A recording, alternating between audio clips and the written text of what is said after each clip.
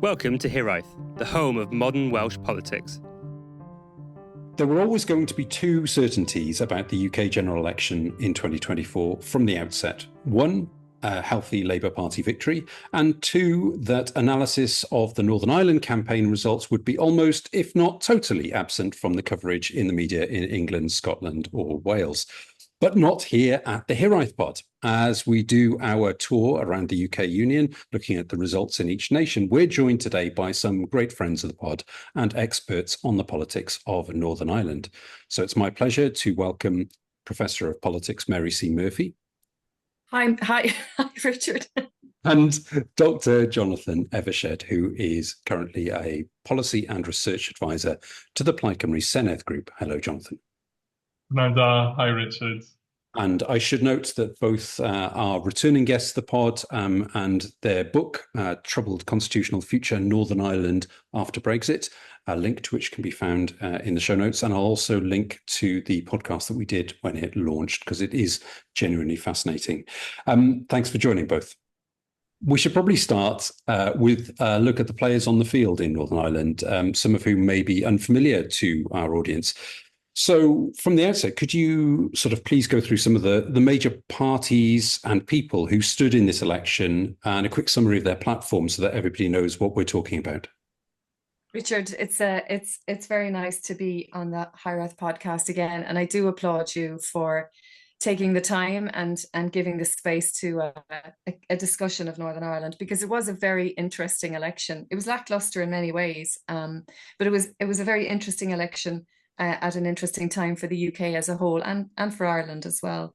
So in terms of the playing field in Northern Ireland, you effectively have two different blocks. There's the nationalist bloc and the unionist bloc. The unionist bloc is now increasingly quite fragmented. It's dominated by the DUP, and I'm sure many listeners will be very familiar with the DUP, a party we historically associate with the Reverend Dr. Ian Paisley, and of course, more recently, his son. It's a right-wing political party, to quite a bit to the right of the political spectrum. And of course, its constitutional position is that it favours the retention of the link between Northern Ireland and the rest of the UK. So on the unionist side, it is the more militant and the more hardcore of the unionist political parties. There's two other political parties, the Ulster Unionist Party, more moderate in how it analyses and understands Northern Ireland, but still very much focused on the retention of the constitutional link with the UK. And then there's the much smaller traditional Unionist Voice Party, which had a breakthrough moment in this election, led by Jim Allister. And that is really the most militant of all the Unionist political parties, but also the smallest. The other key bloc then is the nationalist bloc, and it comprises two political parties, Sinn Féin being the largest. And Sinn Féin historically would have had an association with the Provisional IRA, would have supported the Troubles during that particular period, but has moderated and softened quite substantially in the period since, and is now quite a force within the nationalist bloc. And then secondly, you have the SDLP, which is a left-wing constitutional nationalist political party, and both of those political parties aspire to a united Ireland into the future. And then finally, there's an emerging but much smaller bloc in Northern Ireland, which is the Alliance Party of Northern Ireland, representing the middle ground. And the Alliance Party, along, I suppose, with much smaller units like the Green Party, does not take a position on the constitutional question, very much focused on making Northern Ireland work, and is effectively a liberal centre party. And, because I was trying to think what the equivalent of the male gaze in this circumstance, but there's a sort of British gaze at Northern Ireland. So can you please sort of translate that into where those parties might link into the political party spectrum in GB, or on GB, I should say. I'm always happy to show my own ignorance on the pod because there's a lot of it to go around. As I understand it, there's the Conservative Party do actually stand candidates in Northern Ireland, but they don't get a huge amount of support for other reasons. And that there are links between some of the other parties and those parties that stand only in Northern Ireland. Jonathan, can I field that one over to you? Yeah, certainly. There's a whole podcast that we could do about the Conservative Party in Northern Ireland and its less than successful history of standing candidates there and what that tells us about the Union, Northern Ireland's place in it, and the Conservative Party as the party of the Union, or the natural party of governance or government of the Union. So we'll park that. Broadly speaking, the relationship between the Ulster Unionist Party, which for most of Northern Ireland's history was the dominant party in Northern Ireland. It governed Northern Ireland as effectively a one-party state for most of its history, had a very strong relationship with the Conservative Party, which broke down increasingly over the duration of the Troubles in the 70s and the 80s, and is certainly not as strong as it used to be, notwithstanding various attempts in the kind of 2000s to try and sort of breathe new life back into that relationship, including a formal tie-in between the two parties in, I think, the general election in 2010 or 2015. I can't remember, which went under the moniker of, what was it, Unionists and Conservatives United New Force. Anyway, the acronym was UCUNF, which, suffice it to say, didn't take off and was not successful. But broadly speaking, unionism in its various political in its various sort of party manifestations tends to align itself more strongly with the Conservative Party, and the DUP, likewise. DUP members identify themselves as having more in common, I think it's fair to say, with the Conservative Party, certainly than they do with the Labour Party. And of course, after the 2017 election, there was that kind of that formalisation of that relationship under the confidence and supply arrangement. We may come on to talk about this with Theresa May's government, which came to a very unceremonious end under Boris Johnson's premiership. The SDLP historically has a strong relationship with the Labour Party. The Labour Party doesn't stand candidates in Northern Ireland. It has a membership in Northern Ireland, which is quite unhappy about this fact. But that relationship is also, well, necessarily weakened by the weakening of the SDLP relative to Sinn Féin. Sinn Féin, of course, doesn't take its seats in the House of Commons, has no formal relationship with any party on Great Britain as such. And the Alliance Party has I'm not sure what sort of status the relationship is, but a relationship with the Liberal Democrats, and belongs to that sort of liberal centrist kind of political tradition more broadly. Well, we had a candidate from the Lib Dems in our election coverage describe the Alliance as a sister party for the Liberal Democrats. So I'm assuming that is, if not, is de facto rather than de jure. Maybe, I don't know, but that's the case. And one, of course, the interesting developments that we've had for this election was the TUV that you mentioned, the more intense unionist part of the unionist bloc, had an official tie-up with Reform UK. It's worth saying, I forgot to say this, that the TUV in this relationship did have a formal partnership agreement with Reform UK. And there's some discussion now about what that means in terms of the Reform UK's bloc's, parliamentary bloc's relationship with the TUV's new MP, Jim Allister. I'm not sure that there's been any resolution of what that relationship will look like in the House of Commons in terms of, who takes what whip and so on.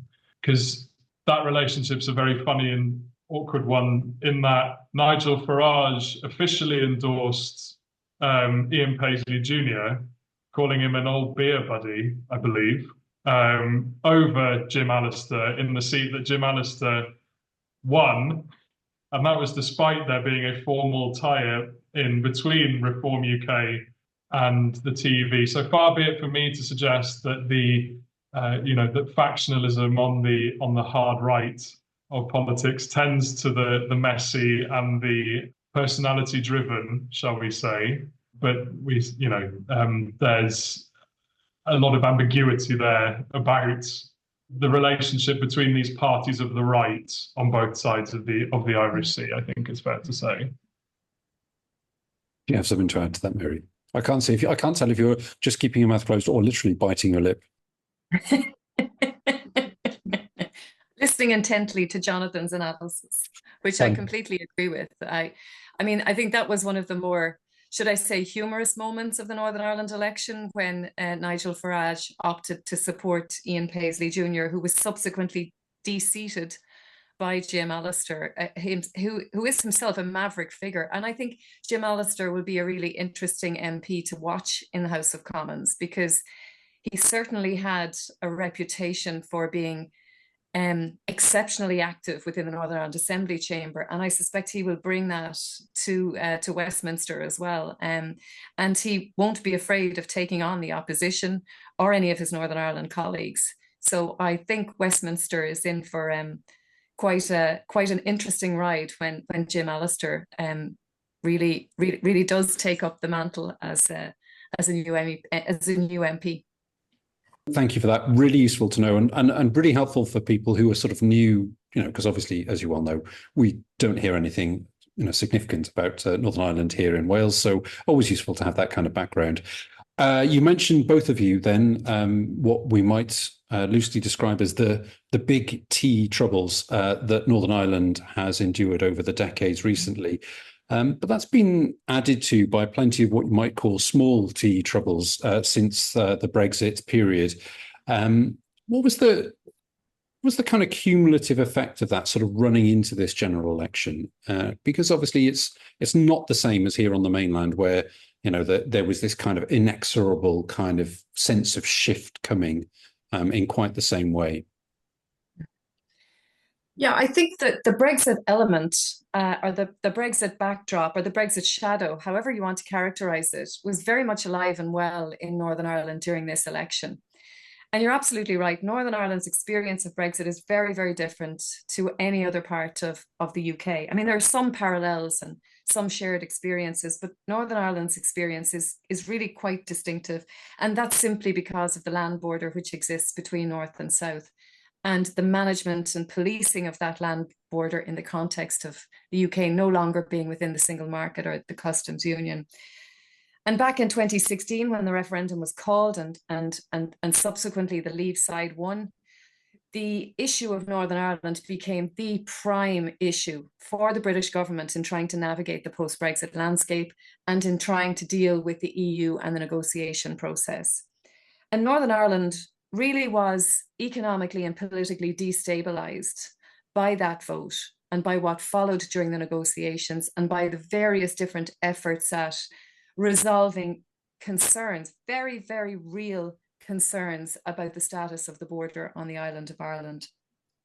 And that experience is still there, because the Northern Ireland Protocol and the various different ways in which we have sought to implement it has meant that Brexit remains a live issue.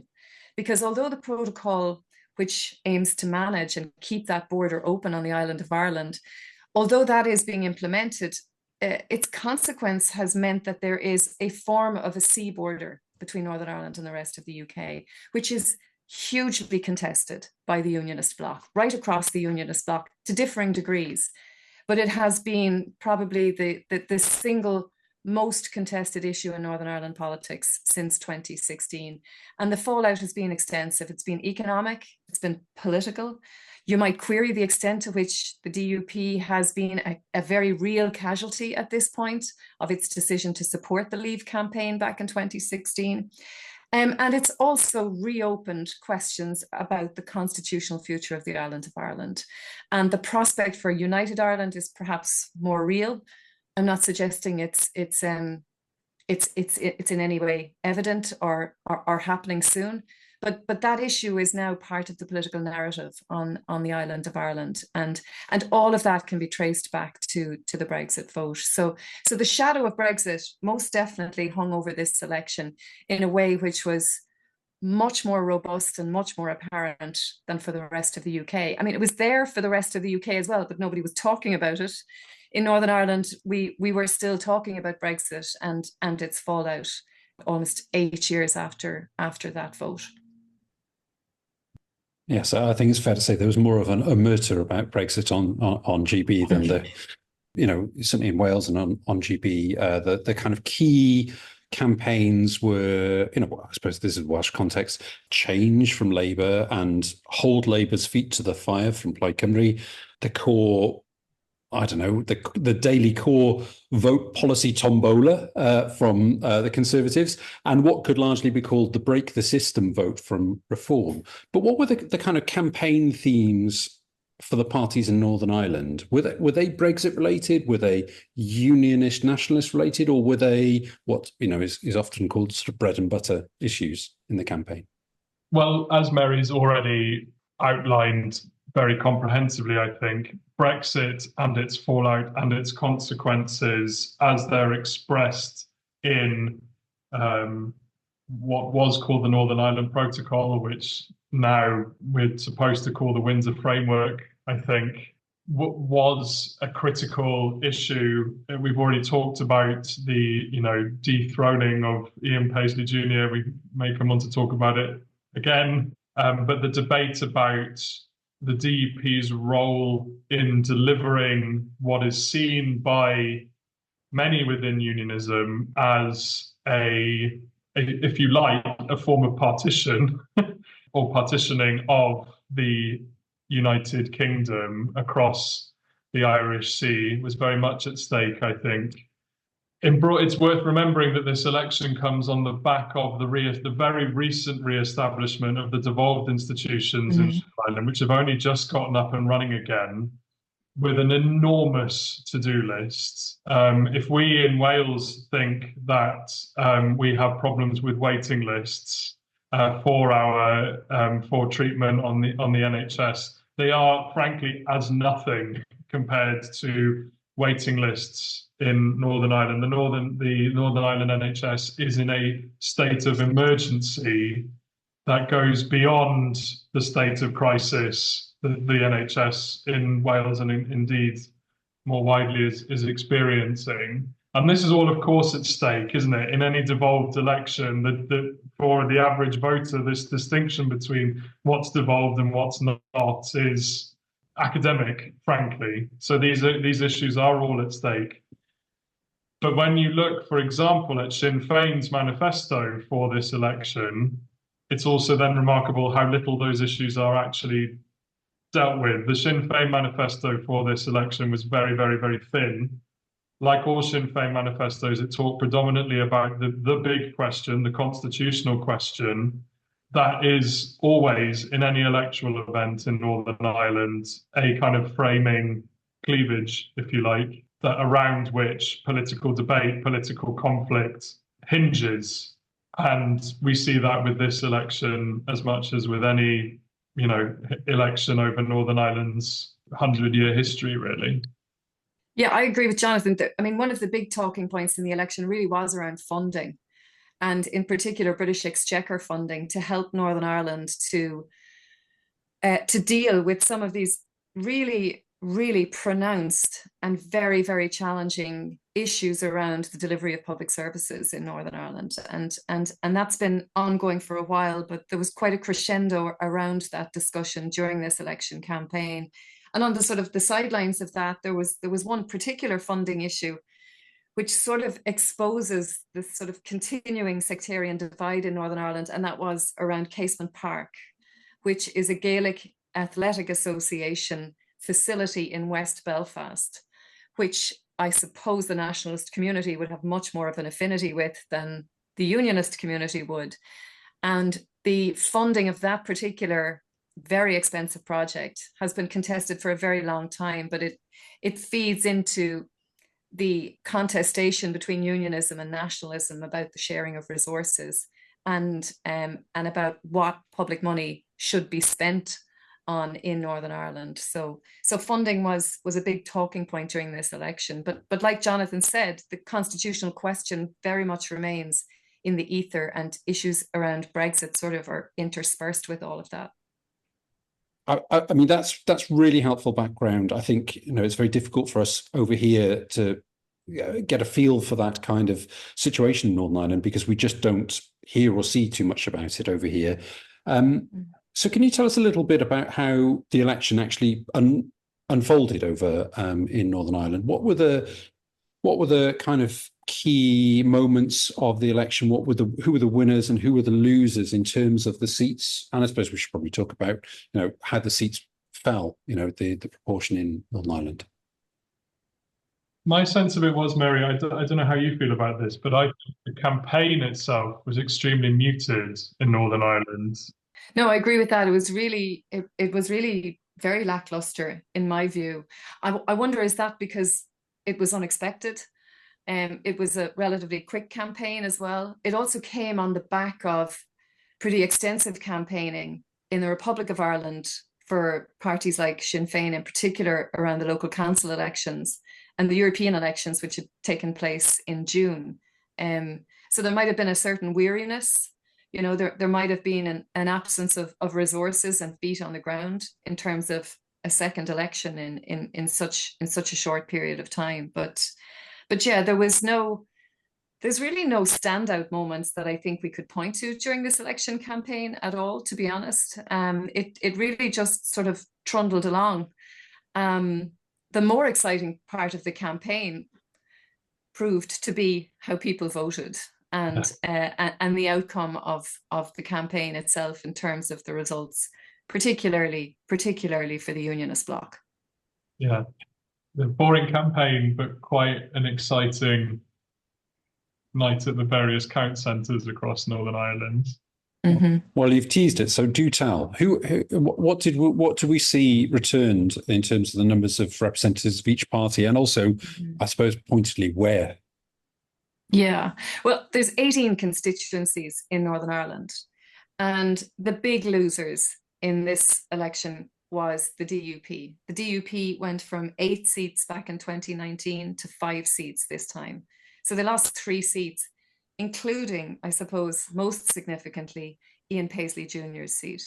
That really was quite an extraordinary development. It was completely unexpected. Ian Paisley Jr. had a majority of about 12,000 votes back in 2019. So the DUP would have seen that as one of the safest seats that they had.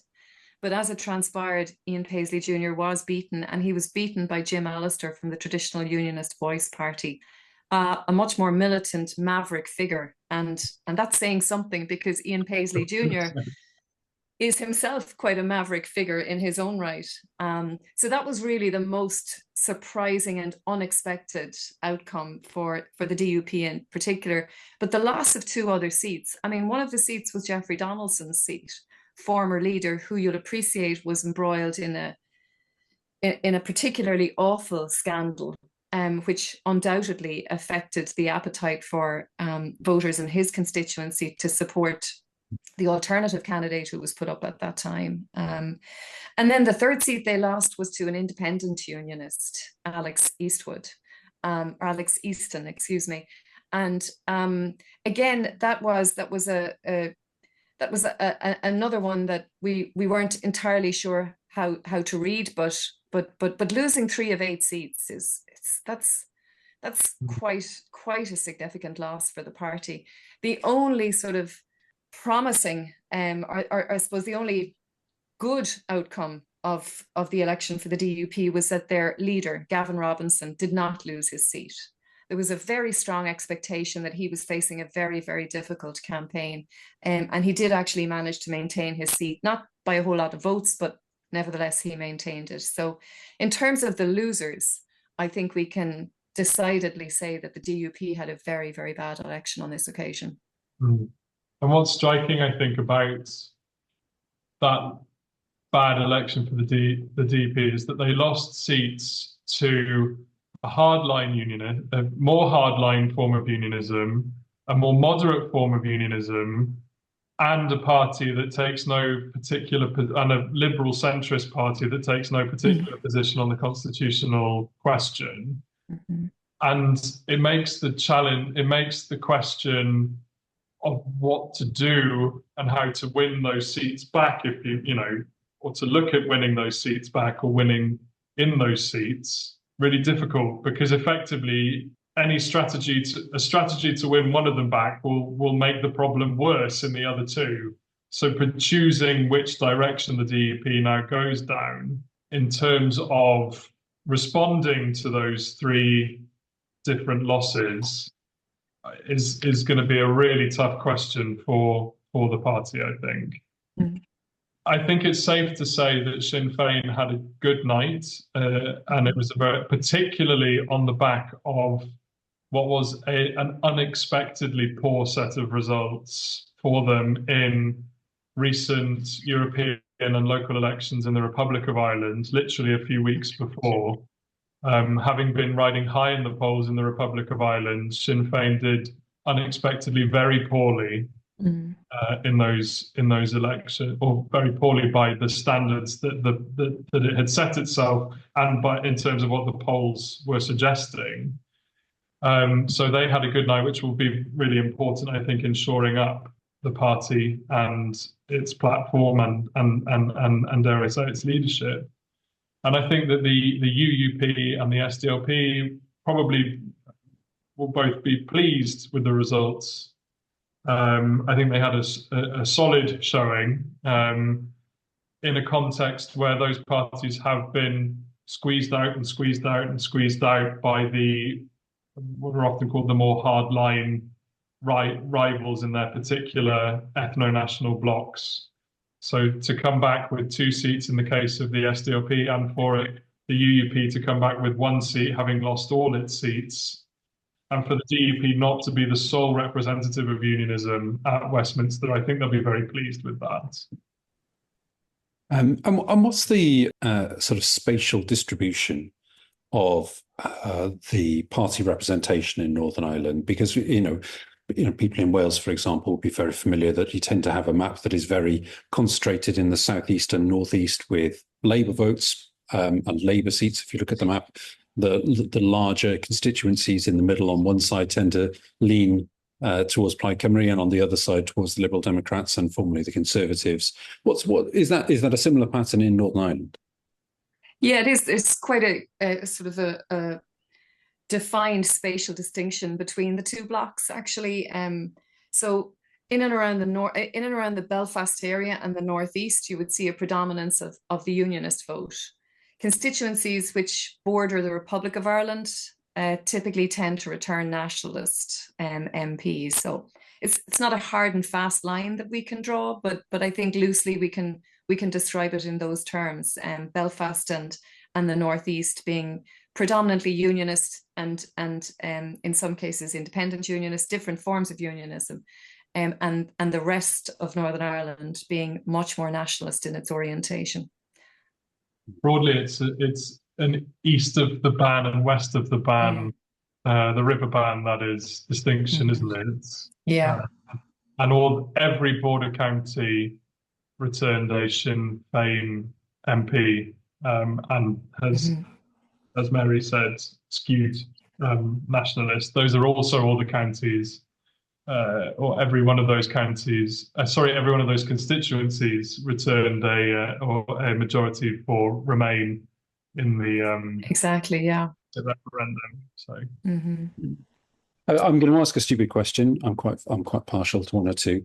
You obviously the dynamics for political representation in Northern Ireland are almost entirely seen through the prism of unionism and nationalism.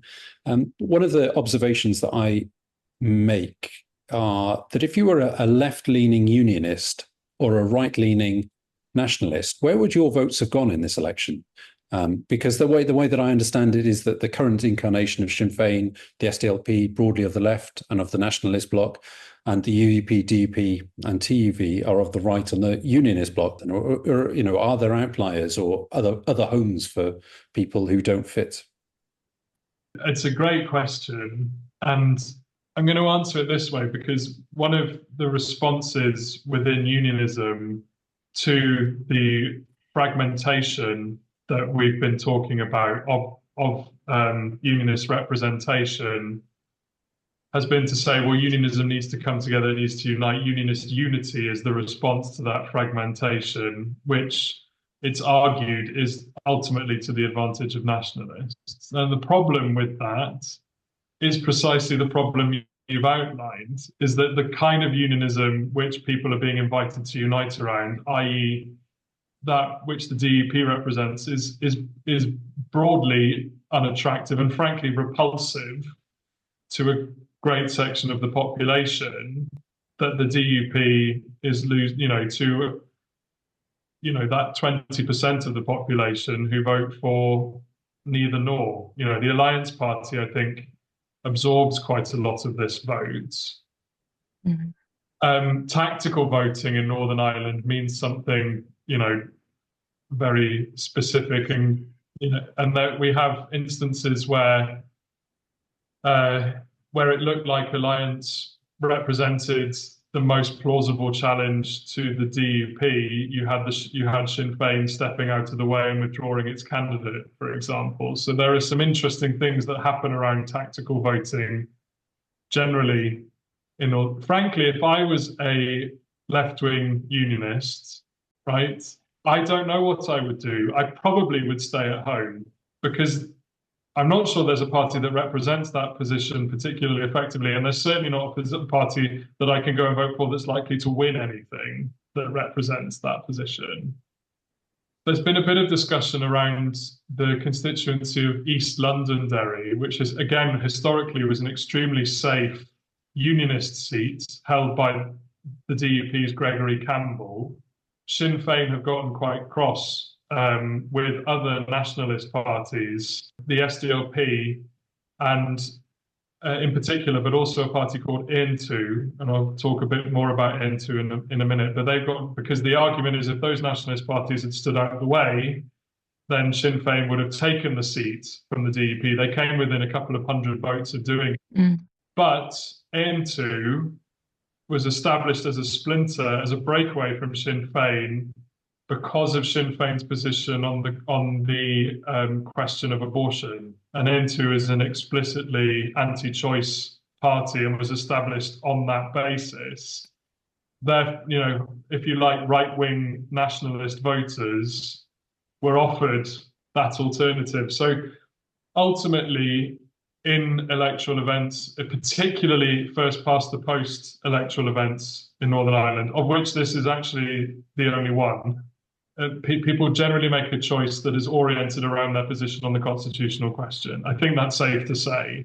And whichever party they feel it is that most strongly represents their particular position on the constitutional question. They don't make decisions on the basis of, other economic questions, or questions of, what you might call kind of culture war questions, or questions of culture, of that nature. It's a demonstration, I think, that of how little of people's political preferences first past the post captures in general, but in a context like Northern Ireland, it's particularly toxic because it's necessarily polarizing. It functions effectively as a referendum on the constitutional question.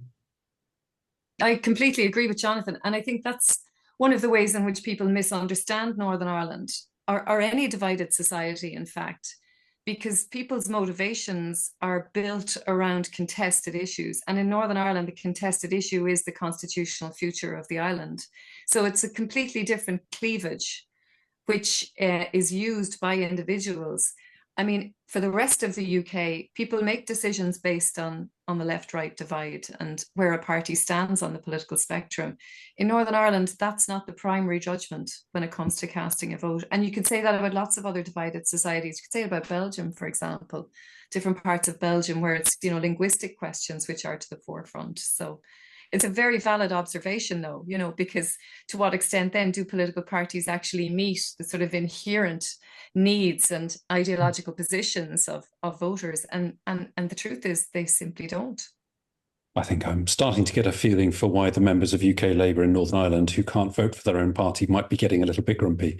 Similarly, I mean, it's also quite interesting, of course, that same kind of cleavage that you're talking about is seeping onto GB in terms of Scotland, where, you've seen the unionist, I think it's I know that there are people who would grumble about me saying this, particularly members of the Labour Party, but the unionist bloc of Labour and Conservative and Liberal Democrat, where voters will switch through from one party to another based on that strength of feeling. It's quite interesting to see that seep in here. Obviously, no such comparison in Wales, certainly as things stand. One of the things that I always think about elections is that we, particularly among the more politically nerdy community, can get very hung up on who won, who lost, the seats, etc., the personalities. I suppose this is going to be a tricky question, but I think this is the one that I think really kind of cuts the chase in terms of the population. So behind the vote and behind the results that we saw from Northern Ireland, what does that mean in terms of the priorities of the people who live in the north? I mean, I know we've talked about the way in which the electoral results are interesting for the way in which they demonstrate how unionism is fragmented. But actually, if you look at these election results in the round and as a whole, what you actually see is that the two blocs remain quite stable. So unionism is fragmented, but if you add all their seats together, they've actually got pretty much the same proportion of the vote share as they've had in very, very many previous elections. And the same can be said for the nationalist bloc as well. So the two blocs actually remain quite stable, though internally there's a degree of fragmentation, particularly within unionism. I mean, what changes on the back of this is probably not very much, is the truth of it. For that reason, you know what I mean, that the respective size of each block is pretty stable. I think what's maybe most significant for Northern Ireland when it comes to the Westminster election is what happened in London and the victory of the Labour Party, because that changes an awful lot for Northern Ireland potentially. In the immediate term, it changes perhaps whether the legacy legislation will proceed or not. And it's likely it will not proceed now because Keir Starmer made that promise in the lead up to the election. You might need to explain what that is.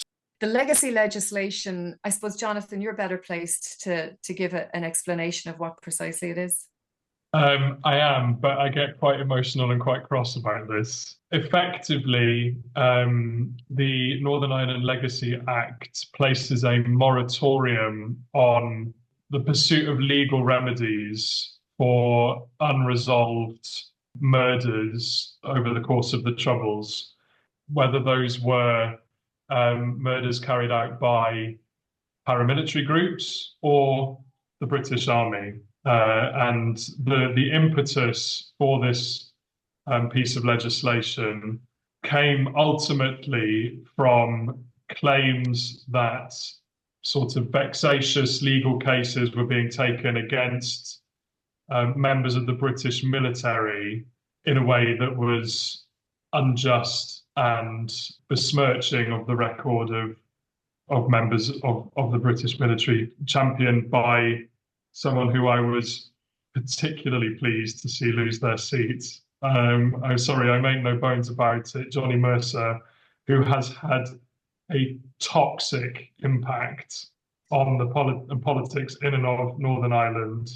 And the denial of justice to victims and survivors of the Troubles that this piece of legislation represents, in terms of the moratorium it places on their ability to pursue justice through the courts, is a moral stain on the politics of the United Kingdom, and it cannot be repealed soon enough. It's worth noting that this is a piece of legislation that was opposed by every party in Northern Ireland and imposed upon it nonetheless by a Conservative government acting ultimately to protect its own reputation, or the reputation, I should say, of the British state, in a way that rides roughshod over the needs, emotional, psychological material of victims and survivors of the Troubles. And it's a piece of legislation that needs to be binned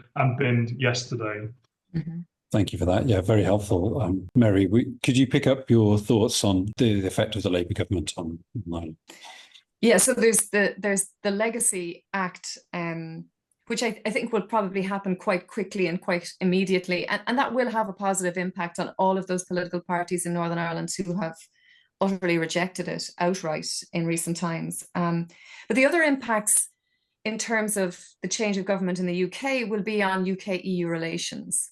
And, you know, there is some hope and anticipation that the establishment of a smoother, more cordial relationship and more constructive relationship between the UK and the EU, that will actually help to ease some of the problems around the implementation of the protocol, the Windsor Framework in Northern Ireland, particularly if Keir Starmer can agree. He's talked about the possibility of a veterinary agreement, which would make the movement of some goods particularly easier and would ease up on the paperwork that has been causing much stress in Northern Ireland for businesses, but is also something which has been completely and utterly opposed by unionism, in particular for the way in which it creates this so-called sea border between Northern Ireland and the rest of the UK. So that's potentially quite positive. We may also see an improved British-Irish relationship. In fact, we're probably already seeing some signs of that in the early days after the Westminster election. One of the first leaders that Keir Starmer will meet in person will be the Irish Taoiseach. And that's happening on the 17th of July. So that bodes well, because having a positive relationship between Britain and Ireland is the bedrock of Northern Ireland's ongoing peace process and transition to, you know, to a more functioning political system. And then, of course, there will be decisions around funding and the ways in which that may potentially affect Northern Ireland. So Northern Ireland will be watching all of these things closely. So I think really what's happened in London is perhaps more consequential for Northern Ireland than necessarily the immediate outcome of the election in Northern Ireland itself. And one hopes that all of the MPs, the new ones included, you know, will play a constructive and productive role in the House of Commons in terms of the Labour Party helping Northern Ireland through this sort of ongoing period of difficulty and challenge and instability. I think I would agree with everything that Mary has said about the most immediate consequences for Northern Ireland stemming ultimately from a political decision that was made on this island.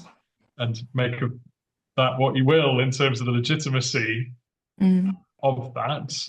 It mirrors, doesn't it, how a decision that was taken in 2016 by a majority on this side of the Irish Sea impacted on the people of the island of Ireland more widely, albeit that I do agree, I think, that in broad terms, this is a more progressive and positive instance of a decision being taken by people on this side of the Irish Sea in terms of what it might mean for our relationships across the Irish Sea. I would caution, though, I suppose, you know, as someone who's just spent 6 weeks in a political campaign here in Wales, making arguments about the nature of the Labour Party's unionism, I don't necessarily see much evidence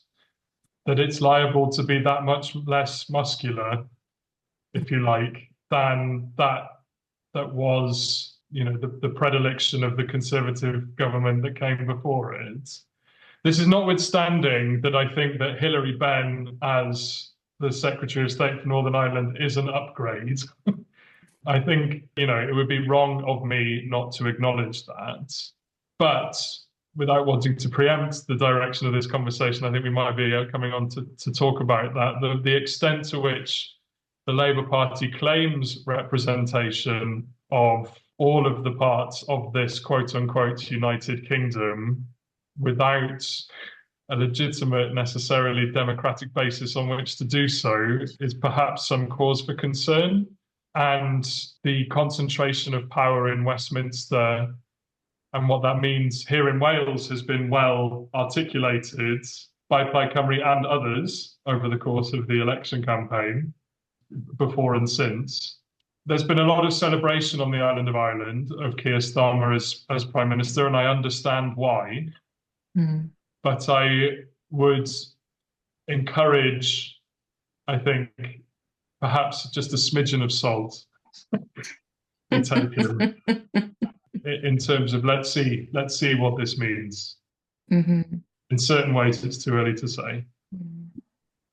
I do accept that, Jonathan. And Jonathan has always cautioned about this when we worked together and ever since, that Ireland can sometimes get a little bit too excited about what political change in the UK means for the relationship with Ireland. So I do accept that. And you're right, it is too early to know for sure what the direction of travel will be in terms of Keir Starmer's administration. I think there's two additional points can be made. One is about the DUP and how the DUP interprets its losses. Does it sort of engage in a period of self-reflection? Does it reconsider its position on the Brexit issue, on the protocol? Does it look at its decision to have returned to the Northern Ireland Assembly earlier this year and regret that, given the results which transpired in this general election?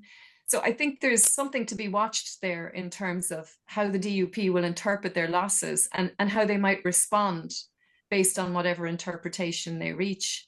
And then the second point is for Sinn Féin. Sinn Féin, as Jonathan said, they had two bad elections in the Republic of Ireland in recent weeks with some very disappointing results. This will have buoyed the party. But I think what it does do as well is it demonstrates sort of the distinction between Sinn Féin in Northern Ireland and Sinn Féin in the Republic of Ireland. And whether it will also encourage the party to sort of forge forward in terms of the United Ireland agenda, I think is something that will be interesting to watch as well. There's quite a number of observations we can make without truly being able to say, for sure how things will transpire. But certainly I think they merit being closely watched over the next few weeks and months. Yes, and Jonathan, you teased this earlier. This is obviously my next question, and I know it's one you've been looking forward to addressing. Shortly after his election victory and appointment as Prime Minister, Keir Starmer, in a speech, claimed a mandate from all four of the nations of the United Kingdom. It's very difficult, but is there any way that he could claim that with regards to Northern Ireland? I mean, obviously, it's a open and shut case in Wales, these days is in Scotland and in England as well. But Northern Ireland... There's a short answer to this question, and no. On the basis of the argument I've already made, I think. Well, and the brute fact that the Labour Party doesn't contest elections in Northern Ireland. Northern Ireland is not a nation, or at the very least, is contestably a nation. And this is indicative, I think, of how uncomfortable the Labour Party is actually talking about the union, or talking about what the union is, talking about how it works. I don't think the Labour Party has a particularly sophisticated analysis of or handle on how to govern across the constituent parts of the union, notwithstanding that Gordon Brown sought to give it one, and then they ignored it. I mean, I had problems with what Gordon Brown said about what needed to change and the nature of the reforms to the union that he proposed. But nonetheless, there was some intellectual labour done there to, if you'll pardon the pun, if it is a pun, done there to give some thought to how the Labour Party might look to remake the union so that it functions in a, more representative, more meaningfully redistributive way, which brings power closer to people in their communities. And it's decided to do none of that. What we're liable to see, I think, is the, continued kinds of reconcentration of power at Westminster, with a bit of thought given to devolution in England that isn't being given to Scotland and Wales, frankly, or to Northern Ireland, really, that I think, is a representation then of what the Labour Party, like the Conservative Party before it, is seeking to do, which is to govern in and for England, ultimately. I think we do quite rightly have to remind listeners that you do work for Plaid Cymru, so they may wish to reflect on your comments there through that particular prism. That's fair enough. That's a fair enough. I don't think it would be unfair to tease out also that some of the positive praise there is for the new UK government in terms of its appointments to Northern Ireland in the shape of Hilary Benn, and also the general conduct of the new Prime Minister so far. At least it is competent, sane, and a reasonable partner, one would imagine, compared to some of the experiences that we've had over the last few years. Doing my best there, Jonathan. I'm sure you'll have appreciated that. I genuinely can't believe that you opened the "Is Northern Ireland a Nation" discourse right at the end of this podcast. So I'm going to glide straight past that as if it didn't even happen. But just to finish, I think you've sort of both touched on this already. But inevitably, as always happens, the British press, obviously not Hiraeth, but the British press more widely, is going to start forgetting about Northern Ireland very quickly unless something serious happens once more. So until such time as we dip our toes in these waters once more, what would you say are the kind of underlying currents or the things that we should be kind of keeping an ear out for developments, be that, I suppose, in the North or in the Republic, that would be key things that we should kind of just keep on our radar? Well, and you'll expect me to say this, Richard, the next key thing that you should keep an eye on is the next general election in the Republic of Ireland. Now, it's scheduled for February 2025, but the signs are that it's likely to take place much sooner than that, possibly October, November, perhaps more so. That's going to be a very significant moment, particularly for Sinn Féin. As we've already said, they've had two bad elections this year. But actually, the two bad elections they've had this year, the local elections and the European elections, echoes a very similar situation back in 2020, when they also had poor elections, local and European elections, and then followed that with a quite outstanding result in the general election. So it'll be interesting to see if we see that same trend emerge on this occasion, because Sinn Féin has been doing well in polling. There's been a bit of a dip off over the course of the last year or so. And the party is probably struggling a little bit on certain policy issues, maybe particularly the migration issue in particular, which has moved up the Irish agenda, having really been an issue of less priority prior to that.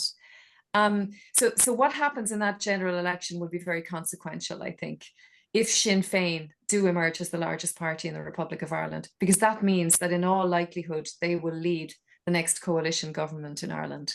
And that will have an impact on British-Irish relations. That will have an impact on North-South relations on this island. And that will deliver a very, very harsh blow for unionism in Northern Ireland in particular. That really does change the political game on this island, I think, quite substantially.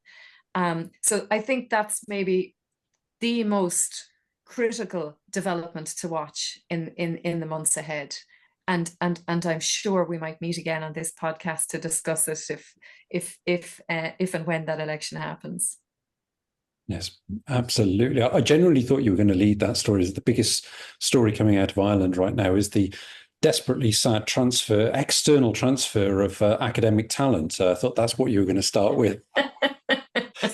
We'll also revisit that in the not too distant future, I'm sure. Jonathan? I wouldn't have anything to add. I don't think the last sort of major electoral event in a cycle across these islands is the forthcoming Irish general election. It is going to be really interesting, and I think it would be fair to say this, wouldn't it, Mary, that no one's quite sure what's going to happen. Yeah. That the polling is quite erratic at the moment. we've had this very difficult set of elections for Sinn Féin, followed by a very good result in the recent general election for the Westminster Parliament. And the expectation for a long time has been that Sinn Féin will be part of, if not the biggest party of government in the Republic of Ireland at the next time of asking. And I'm not sure that is necessarily the prevailing assumption anymore. But who is going to be in government after the next election is a really very open question, I think, at the moment. I think that would be fair to say. The big event that I would encourage Hiraeth listeners to pay serious attention to is the forthcoming general election in the Republic of Ireland. And we can guarantee that the British press will cover that just as closely as they do everything else with regards to Ireland. We laugh. Obviously, we will be the exception to that rule. It's absolutely always a pleasure to have you both on the podcast. And as I said earlier, we'll link not only to your excellent book that you co-wrote on the troubled constitutional future of Northern Ireland post-Brexit in the show notes, and we'll also link to the podcast that we did about that book when it came out. But in the meantime, if somebody would like to follow you, find out more what you have to say and share your ideas with the world, where can they find you on the socials? So I'm on Twitter, which I still refuse to call X, at jevershed01. And Mary. And I'm also on Twitter at Mary C. Murphy. Excellent. Well, thank you once again, both. It's been really useful to get this insight into Northern Ireland and the results of the UK general election there. I should say for listeners that we are also touring the rest of the Union to cover both Wales, Scotland and England as part of our wash-up from the UK general election. So please check out those pods as and when available. As always, we can be found at Hiraeth Pod on most social media and sometimes at Wales Politics, just to confuse you. And also, if you have enjoyed the podcast and you would like to support it, you can either sign up to our Patreon for free to receive our monthly newsletter, or if you're happy to do so, throw us a few pounds and you will get some extra goodies as well. Patreon.com/Hiraeth Pod. Thank you for listening to Hiraeth. If you like what you heard, please don't forget to subscribe, rate and review.